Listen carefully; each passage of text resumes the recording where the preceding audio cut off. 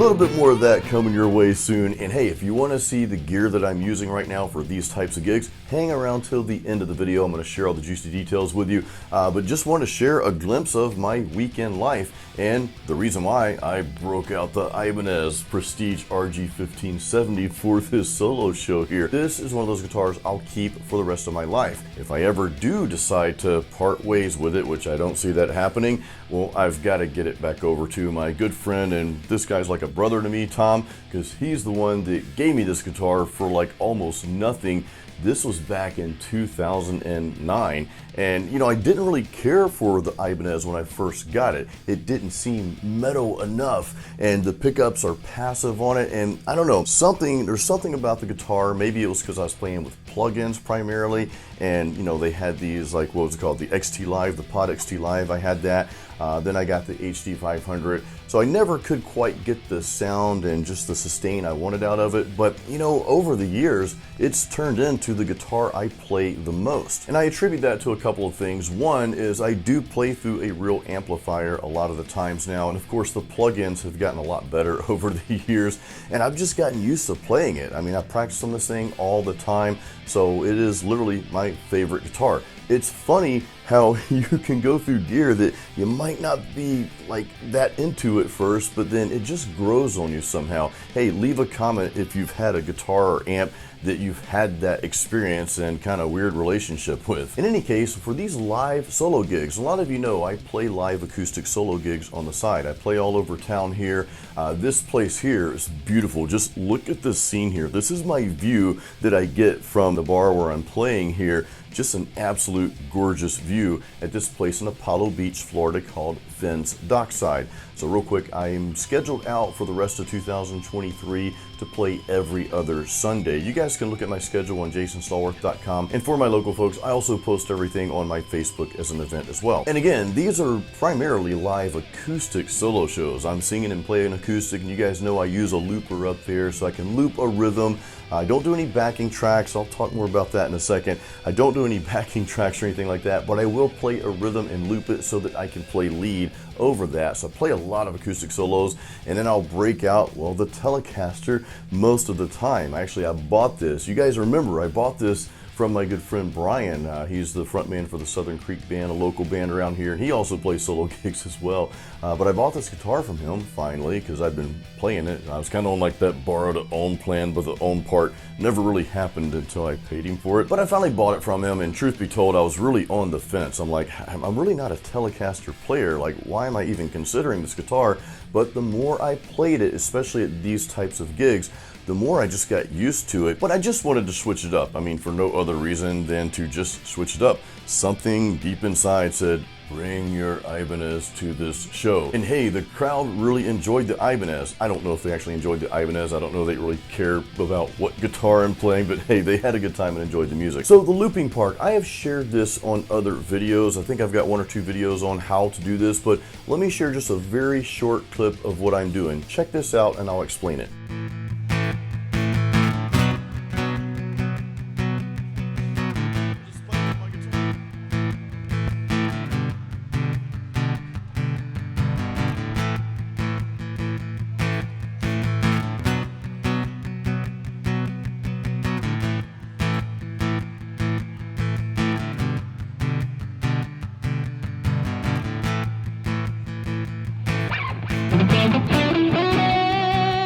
I've got the TC Electronic Ditto X4 looper, and basically guys, all I do here is I'm playing a rhythm and I'll click one of the buttons and it starts recording that rhythm, then I'll click it again and it plays that rhythm for me. Now real quick, I don't use any backing tracks, and the funny thing is someone came up to my wife in the middle of the show and said, tell him thank you for not playing with backing tracks. He said he gave me compliments on my musicianship, even my vocals and playing and all that good stuff. So I was really happy to hear that. Now guys, I'm not against using backing tracks if that's what you decide to do. I just choose not to. It just seems too much like karaoke. and I don't know, I just choose not to use it. But I do use a looper and record that rhythm. You have to play that rhythm to record it so that I can play some solos over that. And what's cool is, that's my forte, and I've kind of become known for that around town. People expect that now, which, hey, it's a good thing. And lead guitar is something I wanted to highlight. When I started playing these live acoustic solo gigs, I was like, I really didn't want to, but my wife talked me into it. She's like, you need to play live music, you're itching to do it, so this is a good way to do it. And I'm so glad I listened to her advice. I didn't expect it to snowball like it has, because I play like 10 gigs a month now. Now that doesn't sound like a lot to someone that's playing live solo gigs full time. My neighbor, he goes by Tourist Bob, real cool dude.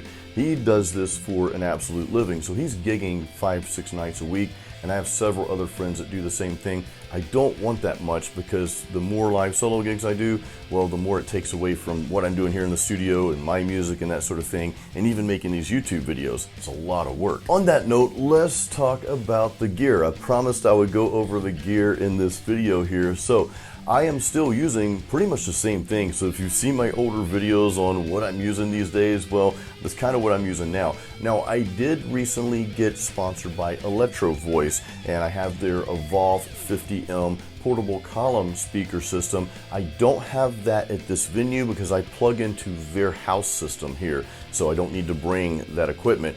What I do have though is my Mackie Pro FX 10V3 soundboard here. I've been using this soundboard pretty much since I started playing out with these live solo gigs. As you can see, I've got one of the outs there, again, going into their house system at Finn's dockside, which is pretty cool. Again, it's just less equipment I've got to bring. Now, I do bring my Electro Voice floor monitor. This is the PXM12P or something like that.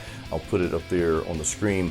But in any case, I've got another out going to that so I can hear myself. I can't really hear myself through their system that well where I'm standing. Now, you see a laptop over here. There are two reasons I bring this laptop. Number one, I connect it to the soundboard so that I can play music during my breaks. What I like to do is just kind of allow the staff and whoever's managing that day at the venue to be hands off. They don't have to worry about anything at all.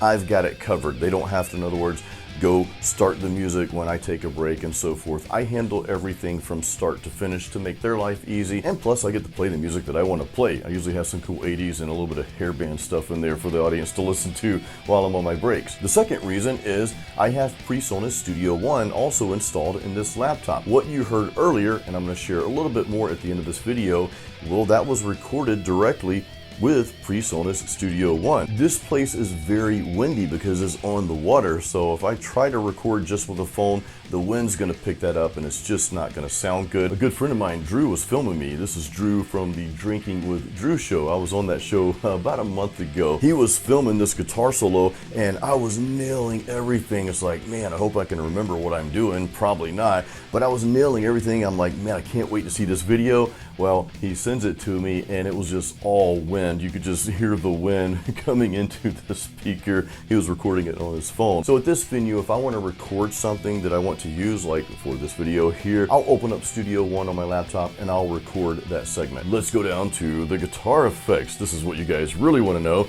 Well, you might be surprised that I am still using the Line 6 Pod Go for my live acoustic solo gigs. I've got patches set up for my acoustic. In short, I've got a rhythm acoustic patch, I've got a lead acoustic patch. Now, I actually bought a patch for this, and I just cranked the volume up and added more delay to the lead patch, but I bought the acoustic patch. I believe the website and the YouTube channel is called Worship Tutorials. I was looking for an acoustic patch. I was having a hard time, programming my own. I hate programming these things. In any case, so I bought that, and I just made a few adjustments to it, and to me, it works perfectly. I also have a clean electric guitar patch that I program, and I have a solo guitar patch with some distortion on it. And that patch, I think, is based on one of the Marshall amps. You could play anything from hard rock to any kind of metal on that patch. The tone is pretty cool for what it is, in my opinion. Now, I'll let you in on a secret. The problem I'm having with the Pod Go, and I'll have to make a separate video when I change my gear up. This is all about the change. It's been cutting out on the last hour at a very specific venue that I play at, and only during the summertime. Guys, the summer's here, and it's actually July right now. The summer's in Florida, Central Florida, this area. it's brutal, it's humid, and there's one particular stage that the pod go on the very last hour kind of started crapping out on me. I thought it might be the guitar, the wireless or something like that, but I tested several times and it's happened more than once. So I may be getting something else for acoustic and also electric that's not digital, because the digital products, they can be susceptible to heat. Either that or I'll have to find some other solution. Anyway, as I mentioned earlier, I'm using the Ditto X4 looper. I've just got that running through the pod go there. Real quick, I'm using the Boss wireless. I've had this wireless system for a long time. What I do, and you guys have seen this in other videos too, so when I switch guitars, and this comes in really handy to have a wireless, plus I just don't like wires to begin with, I will take the wireless out. Once I loop that acoustic rhythm, I'll pull the wireless out of my acoustic, and then of course I'll put it in the electric, then I'll change over to my electric guitar patch and start playing the solo. And what I love about this is there's absolutely no noise at all. When you unplug the wireless from the guitar, there's no noise. Plug it into another guitar or back into that guitar, no noise whatsoever. So this wireless system was really a godsend. And this particular wireless, the 20L, works with both passive and active pickups, because my acoustic, well, that's an active pickup that uses a battery. And my electric guitar in this case, well, the Ibanez has passive pickups. Mic stand. So my wife has an Ultimate stand. She sings with me on some songs as well from time to time. This stand has held up quite well. Now the mic stand I am using is a K&M mic stand.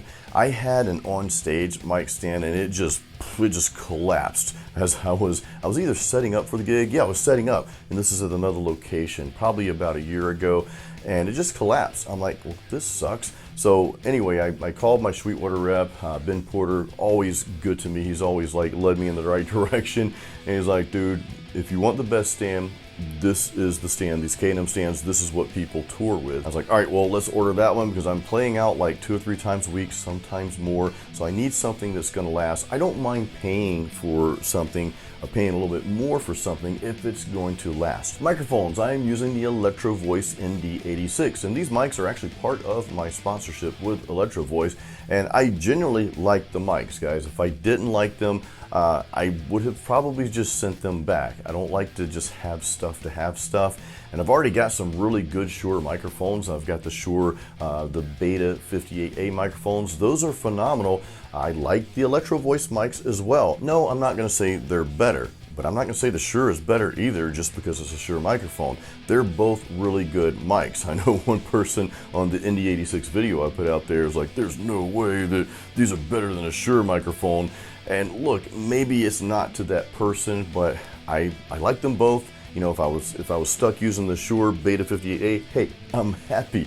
If I'm stuck using the ND86, I'm happy as well. So anyway, solid mics, and that's what I'm using these days. And of course, we have got the Martin GPC 13E. I really love this guitar. The more I play it, the better I love it. And it's just got such a deep and just full body tone. It's like drinking a full body beer, you know?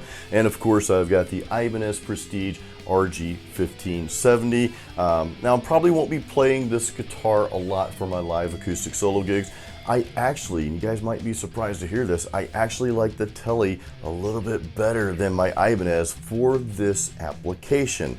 This kind of goes back to the which mic is better type thing. No, that doesn't mean I like the Tele better than my Ibanez.